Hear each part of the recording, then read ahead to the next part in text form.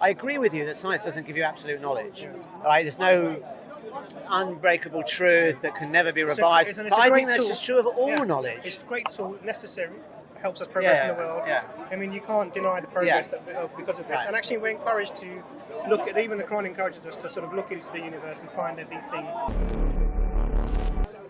A couple of thought experiments. If you had a system in which there was nothing happened that we would call bad now, so no killing, no murder, no rape, etc., etc., you couldn't even think about thought. As soon as the thought came, it would turn into sort of pink puffs and it would fly away. If you were to stab somebody, it would turn into a rubber knife. If you tried to jump off a building, you'd start flying. In that system, is there any morality?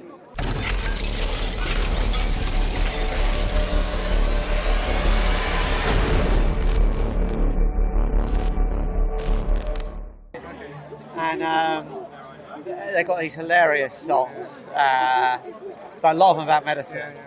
I mean, there's so many anecdotes because you just come across people who are just completely disabled in terms of making a decision about their health. Wow. It's hilarious. I've had somebody come to me. You won't believe, child's fallen over. Can we just send a bit nearer my bag? Because you're worried about your bag. Yeah, 90% of people are. So we had a child's fallen over, had their lips swollen. They've come in because they're worried about the swollen lip. They're worried about what, sorry? Because the lip's swollen. Okay, yeah. It's just a normal... Right. That's what happens, You bang your lip, it swells, it will go... Right. But people are just so worried that they can't just make a... The worried whale, they call it, absolutely. don't they? Yeah. So their nan would have told them, don't worry about it. They don't have access to nan anymore, so they Google it. Yeah. So, and probably they find something crazy. Everything's death, isn't it, on Google? Yeah. Death or cancer. There's nothing intermediate. It's like the Daily Mail, isn't it? Every substance either causes or cures, or sometimes both, cancer. Absolutely. So it's really...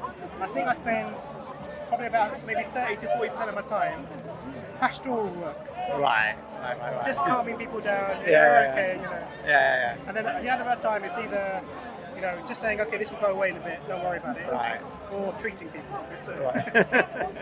Because if you just leave people, most things are okay. Yeah. But we're in a world of information without filters. Yeah. And if I went into a physics book or something, started reading, I could easily get the wrong end of the stick. Oh yeah. And convincingly, I could be convinced. And there's lots of wrong stuff out there, even from like good sources.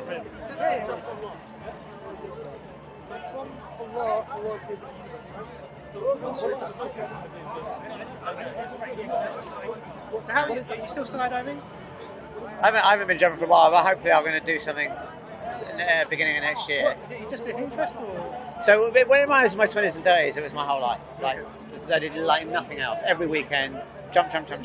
Every holiday, go to a foreign drop zone, jump. I did 1,300 jumps. Competed, and then after I got married, I kind of got a bit bored of it actually. Okay. And then I lost a very close friend, so I kind of stopped jumping a lot. But I have been back since. It's not like a complete curtailment. So occasional. We call it dip your knees in the breeze, we would say. But what was cool this summer, I got made the journalist in residence for the Institute for Gravitation and the Cosmos at Penn State University. So I was out there for a lot of the summer covering their conferences, and they gave me an award for popularising fundamental physics. So you sent me some links, and I had a look at some lectures. I can't remember what I sent. I didn't even know I had your email, actually. You sent me a link. It was a whole day's worth of talking, and I couldn't watch it all because it's just... Yeah, I can't remember what I actually forgot that I even had your email. They were talking about the basis of science being naturalism. Oh, okay. You sent me a conference or something. Oh, it was a conference. Yeah. Maybe, okay, yeah. Because I think that's not entirely right. I mean, I know a lot of people think that. There are some people that say that. Like Carlo Ravelli, someone I respect very highly. I agree with him on almost everything. And he thinks basically science is looking for natural explanations. That's what science is. So as long as you're doing that, you're doing science. But I'm not entirely agree with that. I think science is a more complicated beast, and it's multifaceted. So I agree you primarily look for a naturalistic explanation, but I think if empirical evidence really showed you, so I think empiricism is probably the most important thing of science, not necessarily naturalism. So if empirical evidence could show the supernatural, then I think we would have to agree with supernatural. Yeah, okay, it's debatable whether it could. The case that I gave when we last spoke, sometime when we spoke, was there were studies of prayers. And I felt, this was the medical studies, I think they had control groups, some people were prayed for, some weren't, some people were prayed for and told about it, and some people were prayed for and not told about it. They had, I thought it was a good study, the design of the study looked pretty good to me. And so I felt that had it shown that prayer really worked. What would it have shown? Well, if you had the people, in particular, this is what they didn't have in the study, but I think they should have had. Imagine, and I think I said this last time, so apologies if I repeat myself. Imagine it was only the prayers of Catholics that worked, right? And no one else. Because you might say, okay, maybe it's a placebo effect, something like that. Some psychosomatic thing. Okay, yeah, fair enough. But if it was only the prayers of Catholics that worked, and it only worked when they weren't told about it, because that wasn't the study that I read. There was a group that weren't told they were being prayed for. Because actually, the results of the study was the people that were told they were being prayed for did slightly worse. And I imagine that could be a psychosomatic thing, because maybe they thought, shit, they haven't got any medicines for me. It's last resort stuff. So maybe there was some sort of nocebo effect. That's conceivable, right? But if the people that weren't told did better, and only in one particular religion or one particular, group, then I think that would shows something is going on there. Do you know what I mean? I don't think there's two things. First, because obviously with any... I'm just going to move my mouse. No, you can leave it there, no worries. I don't know, I know, it's just, There's always, before any tests are done, there's always some pre-theory. Yeah. And then you do the test based upon your pre-theory, so you set up your experiment. Not always, sometimes you're just looking, do you know what I mean? Like some when they develop pharmaceuticals, sometimes they just throw compounds together and see, it's very rarely blindly. No, I agree, it's rare, but it's not unheard of. So what they will do is when it particularly pharmaceuticals, what they'll do is there'll be some information that people have used as plant or something. Right, yeah. And so what they'll do is they'll take all the compounds out of that plant and then test them individually. Yeah. Or they'll take a known compound and adjust the structure. Yeah, sure. So it's never, because they're going to spend millions on this. So no, but there are people that do blind searches on, like for example, Craig Venter. He did this whole expedition to just look for new compounds, just go into the deep sea, look for organisms, see what can we find some new proteins. Who knows what they do? Just find new proteins that might have some function. Computer modelling for drugs that might work. Right. So you take a receptor and you see what could fit into that. Once you've made an image of it, and that will give you an idea of if we made this compound that we don't have now, would that work? Yeah. But I think it's sort of what you're describing is quite a rare phenomenon. But I think what I was going to say is that even the pre-theory for this idea that you can do a study on prayer. Yeah. So, for example, in Islam, we don't have this concept that God only answers the prayer of Muslims. That idea doesn't exist. No, but you might have to revise that if it were the case that you could show empirically that only the prayers of Muslims work. But then the thing is, you need then you might have to revise that thought. Hello. Hey Darren, how are you? The thing with that is that it's just it's going to all you're going to see is something happened to these people and something didn't. But it's hard to. But you wouldn't start to wonder. Hang on. We see only the prayers of Muslims work, and only Sunni Muslims, right? And they consistently work. Wouldn't you start to go, hang on, something's going on here? No, there's so many. Do you know what I mean? Pre-theory in this is not right. Yeah. So first of all, we don't say only Muslim prayers are answered. No, I know you don't. I'm not claiming that you do. Everything then falls down from that point, because then what you're doing is there's the compounding factor comes in. You can't. That's a compounding factor that you can't correct for. Because actually, even Satan's had his prayer answered. it got to that stage. So it wouldn't give you any information that qualifies. So whether something is or not. But at least you could tell if prayers were answered. No, you couldn't. But you just said Satan's prayers were answered. Phil. Hey, how are you, sir? Because there are some answers that you can receive. Can't forget you, Phil. You have to think about my name. But for me, Skydive Phil. That's just it's set in stone. Set in stone. You're famous, so Wow. Some prayers are answered in a way that we don't even materially recognise here. But So they're answered sort of. right, but you did say Satan's prayers were answered, right? Yeah. So there must be a way to know that. But not for us. We're told it. But you So can't you're test told it. that? You can't test it. You can't test it. Okay. So there are some things that you can't. Right. It's not testable. The other problem with saying that science is naturalism is defining what naturalism is, because the problem is that what counts as natural and what doesn't, right? So you might say, well, if it's described by laws of physics, then it's natural. I mean, that would be my temptation to say that, right? That seems reasonable, right? But if we got some new as soon as we observed something that doesn't seem to conform to the laws of physics,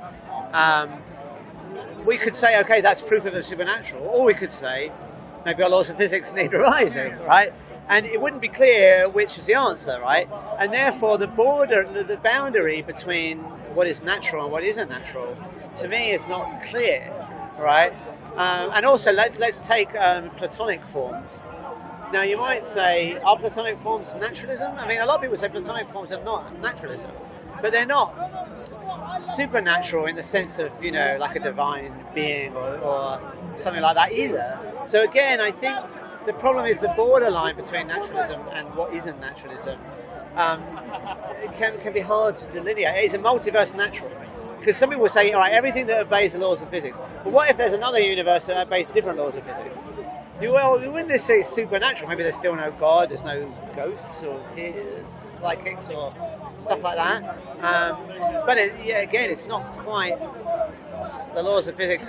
You know what I mean? So that's another problem. So the thing with these sort of ideas is I appreciate the need to try and define the basis of science as not purely naturalism.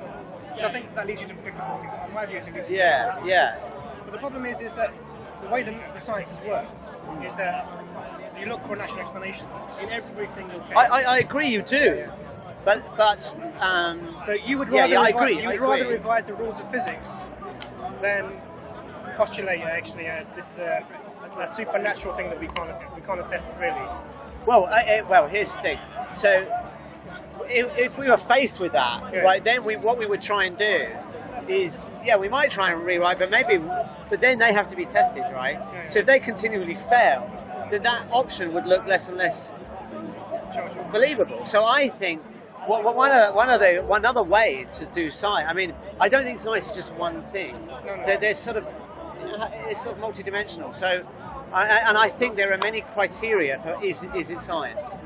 So I think we could imagine like one criteria being looking for a natural explanation, another being empiricism, another is using the null hypothesis, and another is building on existing knowledge, that we've checked through experiment. Another is can you make something falsifiable? There's all these different criteria, and I don't think science is reducible to one of these criteria. Rather, I think the more you have these criteria, the more scientific you are. So I think in the case of when we say, does science exclude the supernatural? I mean, I think, let's take, I don't know if you read the novel Contact by Carl Sagan. All right, spoiler alert, I don't know if you're filming or not. If you are filming, jump over the next minute, there's a spoiler alert for the end of the book. Okay? So at the end of the book, the book is about contact with aliens, and they send signals. Is that the movie with Jodie Foster? Yeah, but they had a really brilliant ending in the book. They had a brilliant ending in the book that is not in the film. Okay, here's the spoiler. Okay, here's the spoiler. So in the end of the book, she goes to meet the aliens, and then and she asks them about their religious beliefs and what do you think about your origins? And they're like, we've got something that we don't understand. We think there are patterns in natural numbers, right? And so she goes back to Earth, and in the book and in the film, no one believes that she actually went. right? Because anyway, so she says maybe I can prove it. I'm going to look for patterns in natural. She goes to pi, and she computes pi. She gets all the computing resources of the city, and just starts computing pi to like a zillion decimal places. And then she starts finding like binary code, right? Now I think, suppose you did that and you found binary code and it spelled out the whole text of the Quran, I think that would be scientific evidence that the Quran is, at least from if not from the God who is the creator of all things, it would certainly be some beyond human intelligence, all right? Something, and it's written into the fabric of natural numbers. That would, I think you could write that up as a scientific paper, right? I think you could, because another thing about science is that it's checkable. It's reproducible. So if that were to be the case, I mean, it's not the case. I want to make it clear. This is just an idea that was in a book, a fictional book, right? But if that were to happen, other people could reproduce that result, and I think that's another feature of science: reproducibility. The thing is, I understand what you're saying. Yeah. But nothing in science brings you to truth. All you're doing is you're building a model of current understanding of how the universe works, and that's all you would do. You revise your model depending on the observations that would change the. But do you think it's true that bacteria causes disease? Yes. But didn't you just say science can't bring you to truth? Isn't there a conflict No, there? there isn't, because we're talking about ultimate truth, and we're about this. So in say in about 15 or 20 years, we discover that actually bacteria are themselves, they have a prion in them, for example. That when it comes into contact with human cells, it causes some damage to those cells. That's the mechanism of the infection. It's not the bacteria, but actually the prion. No, I agree. So what we do is we build models according to what we understand. So at the moment our model is yes, bacteria cause infection. Right. But any future observation could change that model. So this is what I'm saying to you about. Oh, I agree. But isn't that true of all human knowledge? Sure, but I agree with you to a certain extent. Now, I mean, what isn't open to revision? All human beings are fallible. So any knowledge we have of anything is open to revision, right? Sure.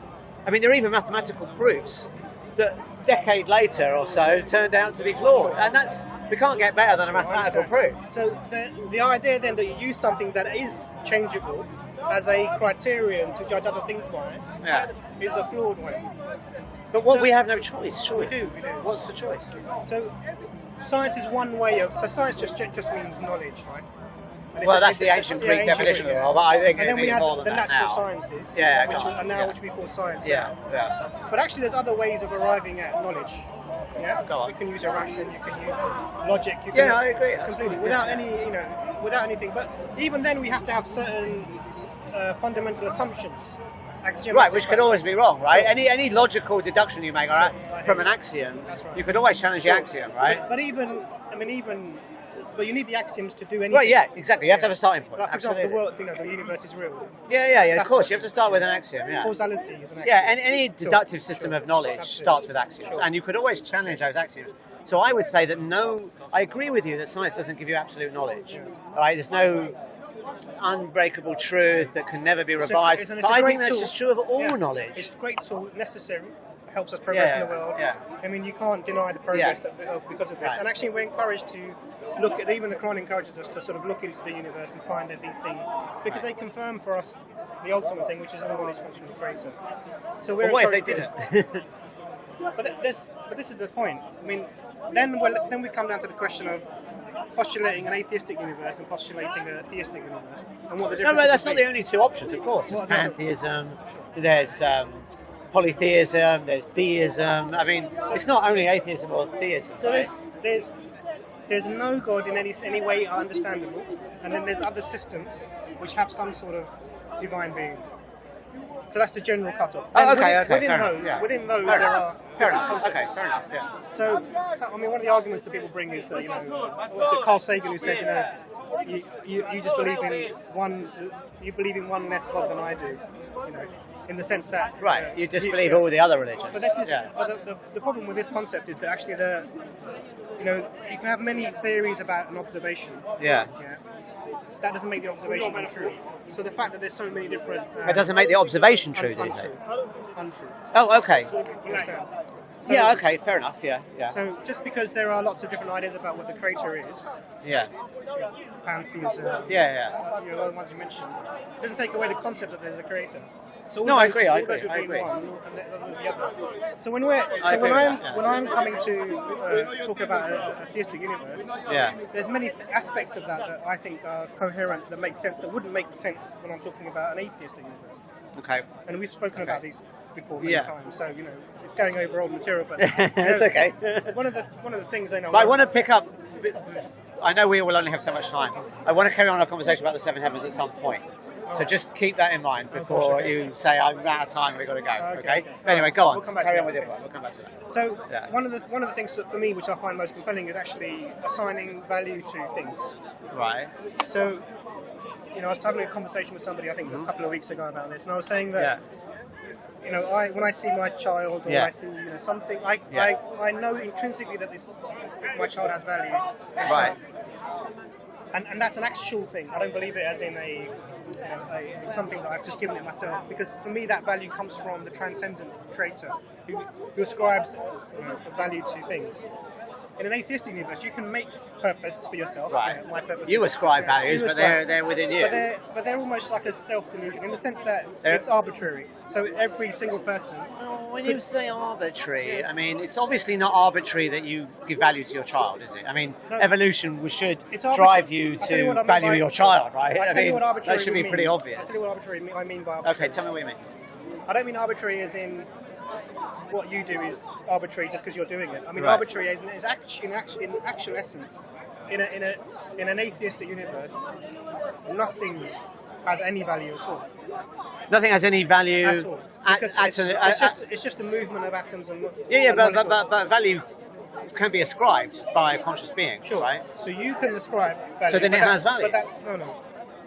Value doesn't come from just. See, like, I think that the problem here is your definition of what value means, right? So I think it means what I ascribe it, or what a conscious being ascribes to it, right?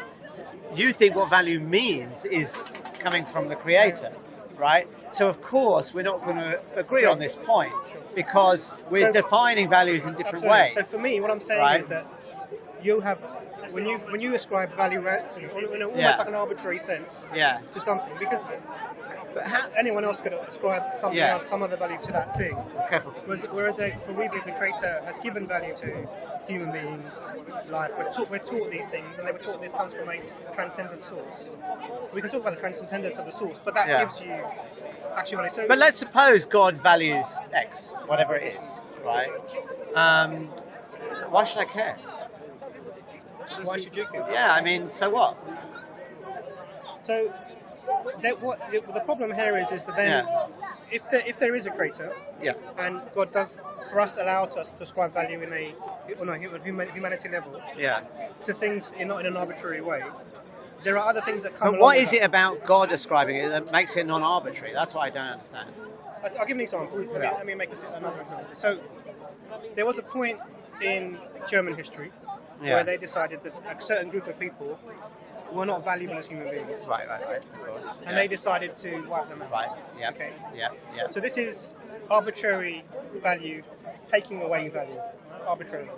Yeah. Now, for us as Muslims, Yeah. even if we had a government that decided that there are these groups of people who are not valuable, and they wanted me to agree, or Abbas to agree, or somebody else to agree, we would not be able to do that.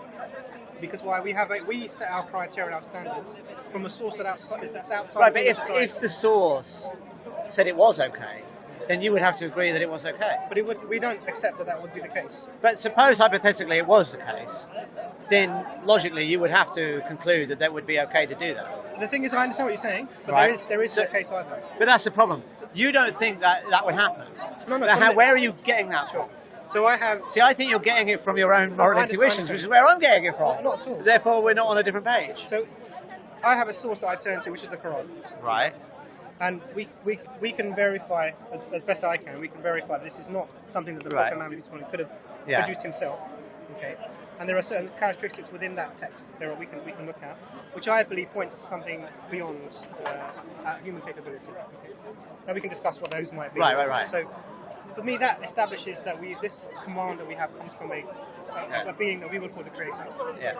And then we base our knowledge about what to do and what not to do from that. Now, in those texts, we're not told to anything like this thing of wiping out a group of people. No. But there are lots of things you're not told to do that you should do, right? It doesn't say go and get a cup of coffee. So it's not like it didn't say it, so I shouldn't do it. Yeah, but that's the right? I mean, No. But my point is, but also it does say, as I understand it, or at least in the Hadith, that everything is predetermined by God. Okay. So it seems to me you've got a problem. Because if God allows the Holocaust, which he did, I mean, obviously it happened, right? And God could have stopped it, but he didn't. So either he didn't stop it for a good reason, which means there must be some good reason for the Holocaust, which I can't accept, and I'm sure from what I understood you saying, you can't accept either. Or he didn't have a good reason for not stopping it, in which case he can't be this omnipotent, omnibenevolent being. So there's a real problem that you have there. This is the classic, so we move the goalpost like this. This is the classic sort of problem of evil. Well, yeah, but the problem is if the Holocaust was wrong and we agree it's wrong, right? We both agree it's wrong, right? And we agree it's an unnecessary thing, it shouldn't have happened, it was wrong. So, given that, right, we know that if there's a God, he allowed it. That's also, we have to accept that, right? So either he allowed it for a good reason, which conflicts with our thinking that the Holocaust was wrong, or he didn't have a good reason, in which case he's not the omnipresent God. So this is... Sorry, I'm repeating myself. Yeah, you have just repeated. That's fine. So this is what's going on? This is sort of the classic problem of evil problem. Now, the problem with this concept is that you limit there's a few problems with it, but I'm going to try and delineate them. Okay. So the first thing is you delineate the experience of the human being to this life. That's the first thing that you do. So, and the other thing is you either don't understand or you don't think about the system that's been set up here. You think this is the be-all and end-all of the system. It's not. So, a couple of thought experiments. If you had a system in which there was nothing happened that we would call bad now. So no killing, no murder, no rape, etc., etc. You couldn't even think about thought. As soon as the thought came, it would turn into sort of pink puffs and it would fly away. If you were to stab somebody, it would turn into a rubber knife. If you tried to jump off a building, you'd start flying. In that system, is there any morality? Is there any morality? I don't know. I have to think about that. So I would say there isn't. Okay. And the reason I would say that is because there's no action. I'm not able to choose between right and wrong because there's no choice in that system. The only thing that you can do is good. Because everything else is prevented. Did you ever watch Red Dwarf? Yeah. Do you remember the episode with Prison Planet? I may have. Let me remind you. So in Prison Planet episode, Rimmer is kept in a prison. Yeah. And he's sentenced to 7 million years in jail or something. I can't remember. It's a ridiculous amount of time. And the prison has Lister goes to visit them, and the prison has no locks on it. You could just walk out, or something. No, I can't remember. But Lister starts asking about the nature of the prison. He goes, "It's a really weird prison. It's very clever. What happens is any bad thing that you do just gets turned back on you." Okay. So, for example, he says, "Go on, set fire to the." He goes, "I'll show you. Set fire to my blanket or something, and to the linen on the bed." So Lister says, "So I the linen on the bed, and his jacket goes on fire." I think I've seen that one. Right? Do you remember that one? I think I've seen it. So imagine a setup like that. You still have free choice, right? You still can make choices that are good or bad, but anything that you say you choose as bad just happens to you. Right, so that to me would still preserve, and you could still have bravery in sort of without. You might have the appearance of things. So, for example, I went paintballing once, and I got an award for bravery. I crawled through the grass, right, and I stormed the opponent's flag. Now, there wasn't any real risk, right? It's not a real war, right? It's just a game. But you could imagine something like that, right? Like I played Grand Theft Auto, and I wouldn't kill any of the the civilians because I thought it was wrong, right? So even though there's no real consequences, you could still have, I think, moral choices, even if those... I think your example is very good, the Rimmer one. We'll come back to that, and I'll bring it into my thing. Right, so, okay. First of all, and then think of an opposite. So the first thought experiment was a system in which you cannot do anything bad. Right. And I would say that remove the morality from that system because actually there is no choice. Yep. Now flip it. A universe in which only bad things happen. Yeah. Everyone's killing, everyone's murdering, everyone's raping, everyone's killing themselves. The same question applies. Is there actually any morality in that system? And the answer again would be no. Because again, there's no choice. You can only do bad things. So for me, when I think of, just to bring another very Christianity, where we're inherently evil and we do evil things, this sort of points towards a world like that. No, I don't accept that. So in both of those systems, they are automatically amoral because there's no choice. Morality requires agency, which requires choice. Yeah, but you don't. The problem of evil, I think, doesn't necessarily depend on any notion of morality. You can just focus it. You can just retitle it the problem of suffering. So we'll come back to suffering. Okay. But what I'm saying is the notions of morality and choice aren't a necessary function of the problem. Because so we were talking about the Holocaust. That was the example you gave. But let's give another example: mass extinction of animals. Right? Or the example I gave, I did a debate, and the example I gave actually was not mass extinction. It was animals caught in what's called a predator trap. I don't know if. All right. So what a predator trap is an animal gets stuck in the mud, right, and it can't move. They starve to death. But it gets much worse than that because what happens is other animals go, oh, a meal. So they go, oh, there's a trapped animal there. I got an easy meal. They go in, and guess what happens? They get trapped too, right? So this is really horrendous suffering. They all starve to death, right? And we've got examples. There's a predator trap remains in California, the La Brea tar pits. They dug up 4,000 direwolf bones. They all died in this way. Yeah. So I think it's a really interesting example, right? Now here, choice I don't think comes into it. Right, we don't know if animals have free will or not. It doesn't matter. They're suffering, and it's unnecessary suffering. So we'll come to that. And so, where's God? So we'll come to that. You've got to give him around 5 minutes. Go for it. I've had Rimmer, I've had paintballing. Yeah. Go for it. Red dwarf, paintballing. Go for it. We know more about you from your Facebook page. Go for it.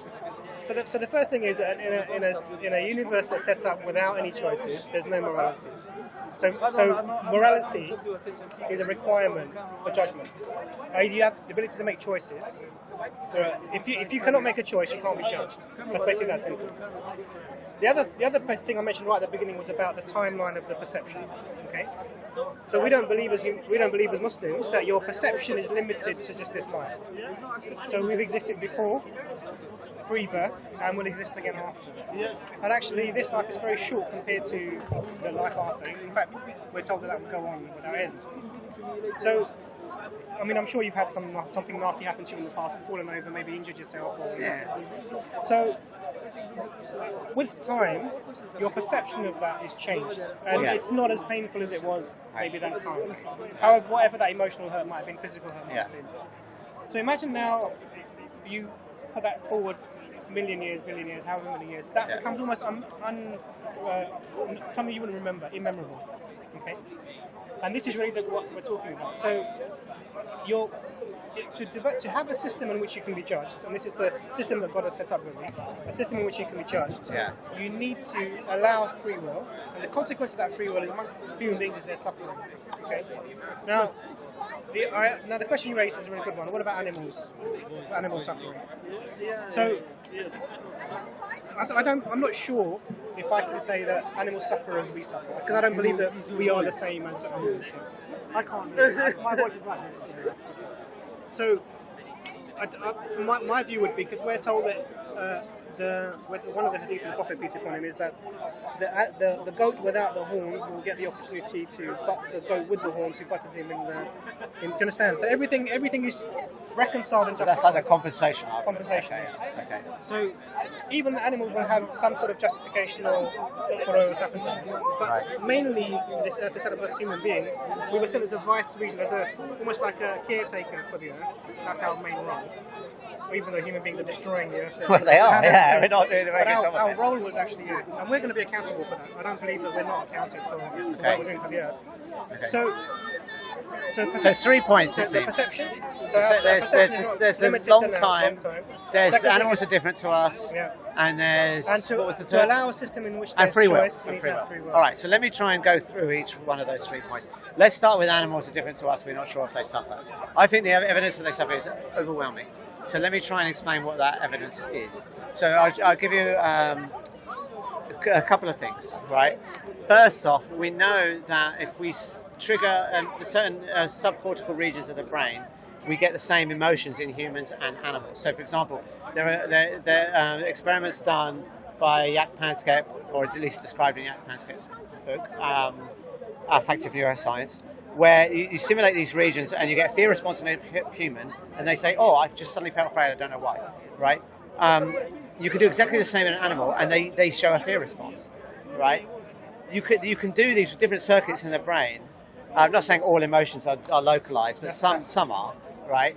And what they find is for negative emotions like fear, that if you give the animal the control over the emotion, they will switch it off. So things that we generally associate with negative emotions, they switch them off. Whereas positive ones, not only do they switch them on if you give them control, they'll keep pushing a button until, you know, they become like an addict, right? Second experiment. This was an experiment done with fish by Lynn Snedden.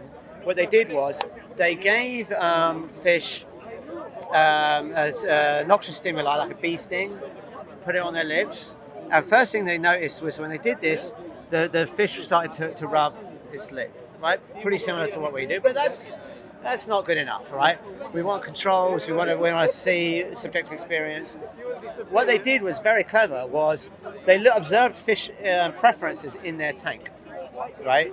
So a fish will, if you give it the tank variety, like some dark lighting or some toys, some structures, they will prefer to hang out in certain locations.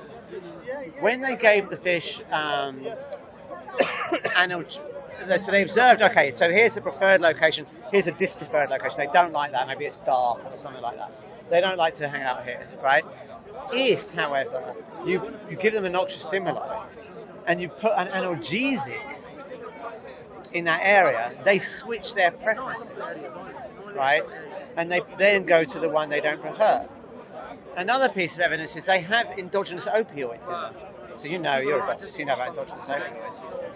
It's very strange what the function of this system could be. For those who are watching, endogenous opioids are basically painkillers that your body secretes, right? And why would the body do that? Well, maybe you're being chased by a tiger and you hurt your toe.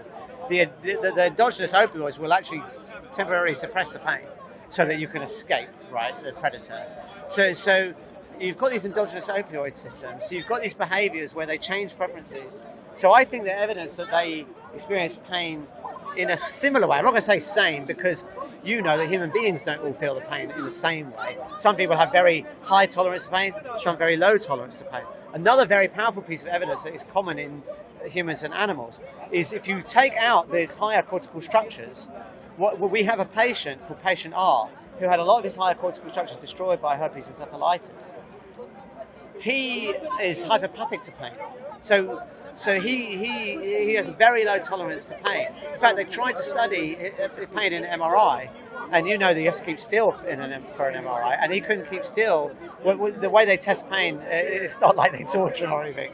They ask you to put your hand in an ice cold bucket and see how long it takes you to take it out. He couldn't keep still when he put his hand in the bucket. He was like, no.